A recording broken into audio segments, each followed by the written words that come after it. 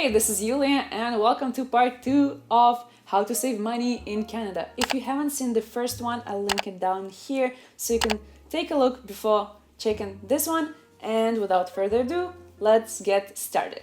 Alright, we're done with the entertainment, with free time, with hobbies. Let's move into clothes. Where people buy clothes in Canada? Well, if you don't want to spend money on new things, you can check stores like Salvation Army, like Value Village, like vintage stores. There's also a great app called Bunz where you can trade things. Literally, you go to the app, you say, I have a mug, I want a coaster.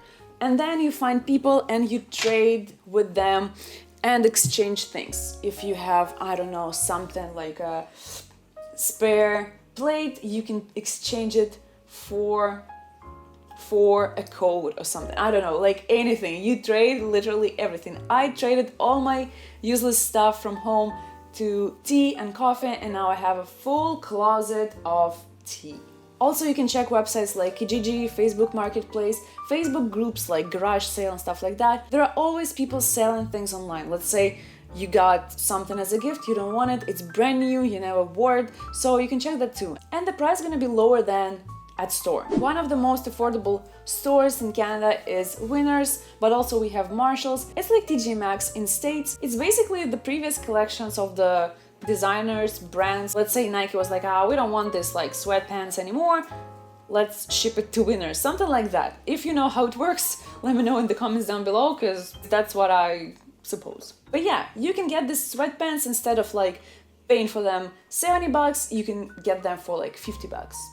That's a great deal. We also have a bunch of outlets. Most of them are located out of the city or like further from downtown, but you can find good deals there as well, some discounts, some seasonal stuff. So yeah. Also, don't forget about recycling programs some stores have, like H&M. If you bring a bag of clothes, like you don't want them anymore, they will give you a 15% discount for your next purchase. Same goes with beauty stuff like Kiehl's, like Lush, MAC. If you bring the empty jars from your products, you can exchange them later for different products. At Kiehl's, you're like collecting points. At MAC, you need like I think 5 or 6 empty thingies that you can exchange for like a lipstick or an eyeshadow. At Lush, I think they need 5 jars to exchange it for a mask. So instead of buying new stuff, you can collect these empties and then bring it to the store and get a discount or a free product. The next on the list is where to buy things. Like I need a microphone, where do I buy it? I need a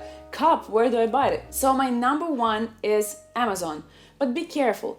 Lately, Amazon has increased the prices, so sometimes I go to a store, I see something, and then I check with Amazon, and it's actually more expensive on Amazon than in store. And I'm like, how does that supposed to work? Also, when you have a small order, you'll have to pay for shipping. This is a very important thing too, because sometimes they have this online only promo and your, let's say, cup in store, it costs like $10 and online it costs $5, but then you pay like $6 for shipping. So then it's gonna be more expensive than buying it like offline, like in the store.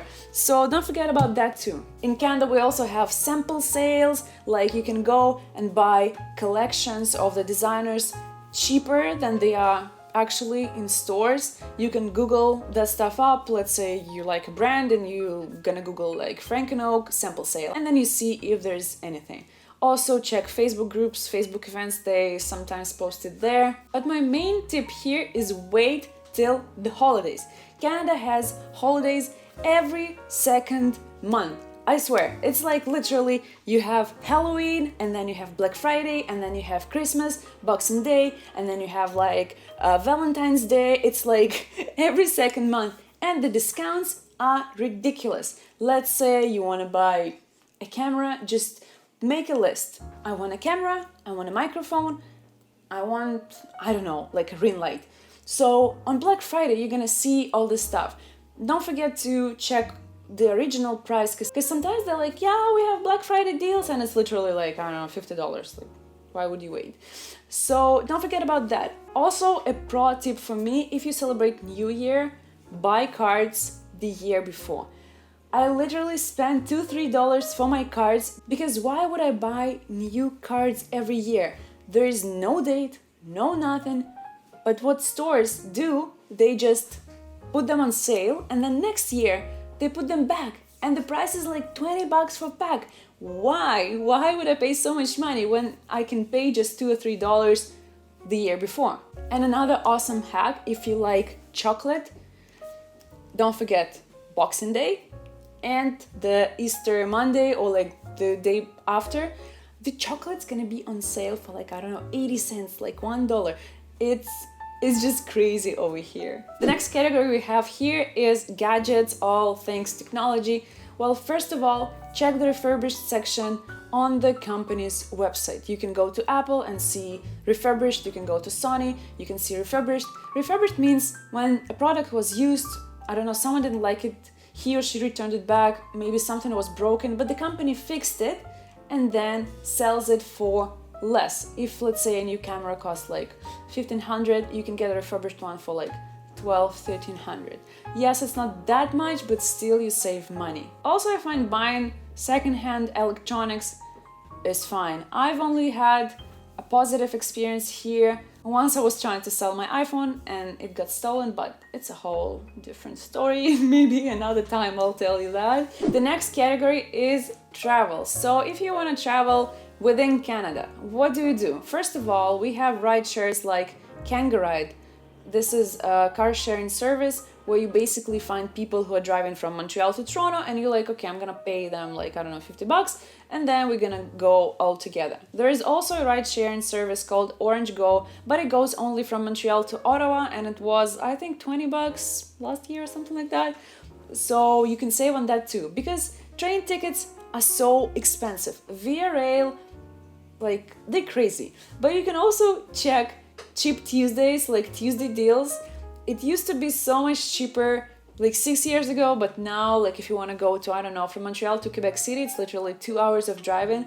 You're gonna pay $100 for a ticket for like a round trip, but still, just why? Also, bus services like Greyhound, Megabus, we have it all here, so you can go on the website and check what offers do they have. If you want to fly, if let's say you live in Montreal or like in Atlantic and you want to go to Vancouver, install the apps and set notifications for your flights. Also, please check the tickets beforehand, because I have some friends who are like, oh my god, it's so expensive to fly from Toronto to Vancouver, it's literally like $800. Well, if you check tickets like a month or like 2 weeks before the flight, for sure it's gonna cost you a lot of money. But if, let's say, now it's October and I want to go to Vancouver in March, now they're gonna be like $400, $500. We flew to Hawaii for, I think, $550 round trip. Just do it beforehand. Don't wait till the last moment and then complain how expensive it is to fly in Canada. No, it's not. Speaking of traveling and moving around, in Canada we have student passes, metro passes, but also depends on the city. In Montreal, I know the regular pass costs like $85, the student one costs like $50-60. You can always get that, but you need to get your student ID and then go to the metro station. You know how it works.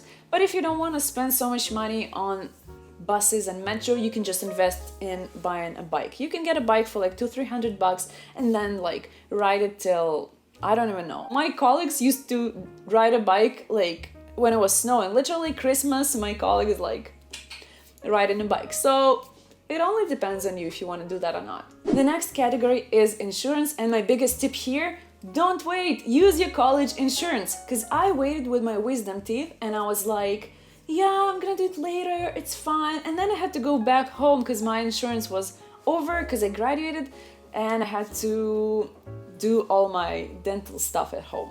Horrible. Also check the provincial insurance if you are entitled to anything. I know in Ontario you have to live for a year to be entitled to OHIP. In other provinces, I'm not sure, just check online. The next category doesn't have much discounts, but if you're looking for an apartment, the biggest tip I can give you is look when students are living, meaning in summer. If you want to rent an apartment like, let's say, next May, start looking for an apartment in like March or maybe April, because like who's gonna put online the apartment now in October for May? Like, it doesn't make any sense. So yeah, you can save some money by sharing internet with your neighbors, but that's all I can tell you in this section. And the last category is banking. A lot of banks, I would say most of them, all of them, have student deals. When you come to a bank and say, I'm a student, I need a debit card, what do you guys have? Most likely they will offer you no fee account for students, but when you stop being a student, meaning you graduate, don't forget to check the fees or switch to another bank, because sometimes they're like $15, $20, depending on the card, depending on the bank. Some of the accounts might have special offers, like have $3,000 in your account and we'll waive all the fees. Also, most of the cards, debit or credit, offer some cool things like air miles, like points for Cineplex, cashback, so you can find anything that works well for you.